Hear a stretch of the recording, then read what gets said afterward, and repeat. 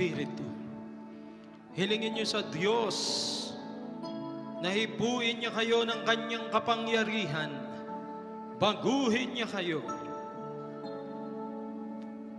Sinasabi ng aklat ng Ezekiel, chapter 36, "And I will sprinkle clean water upon you, says the Lord, and I will cleanse you from all your filthiness, from all your idols, and I will take away the stony heart out of your flesh, and I will give you a heart of flesh, and I will put my spirit within you, says the Lord, and you will cause to walk in my statutes and obey my judgment." Ibubuhos ko ang aking espiritu sa inyo, ang sabi ng Diyos, sa mga lalaki, babae, bata at matanda. Makakakita sila ng pangitain, mananaginip, at magpopropesiya sa aking pangalan. Hallelujah, hallelujah. Sige po, hilingin niyo sa Diyos ang kapuspusan ng Espiritu. Kausapin niyo ang Panginoon na kayo'y nasasabik sa Kanya, nauuhaw sa Kanya. Ang inyong kaluluwa at Espiritu ay nauuhaw sa Diyos. Mapalad ang nauuhaw at nagugutom sa katwiran ng Diyos at sila'y bubusugin. Sinabi ni Jesus, "Kayong mga nauuhaw, lumapit sa akin at uminom at tanggapin ang tubig ng buhay." Oh, hallelujah! Hallelujah! Purihin ka, O Diyos. Purihin ka, Panginoong Jesus. Sa'yo ang papuri, sa'yo ang pasasalamat. Oh,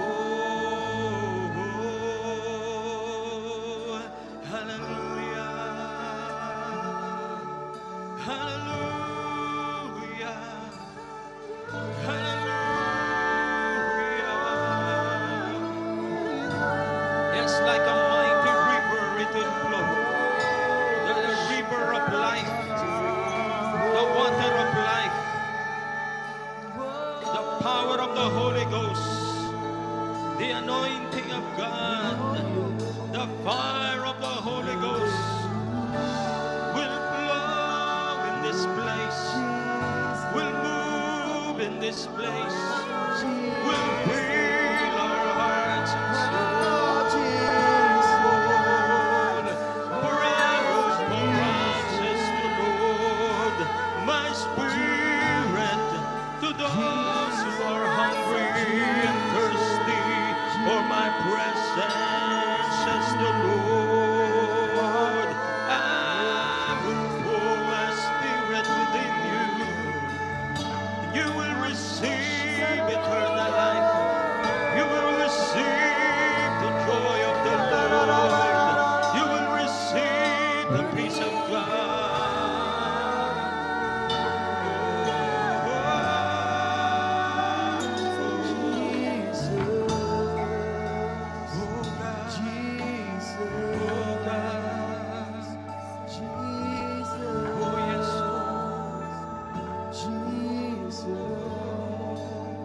Yes, Jesus is here right now.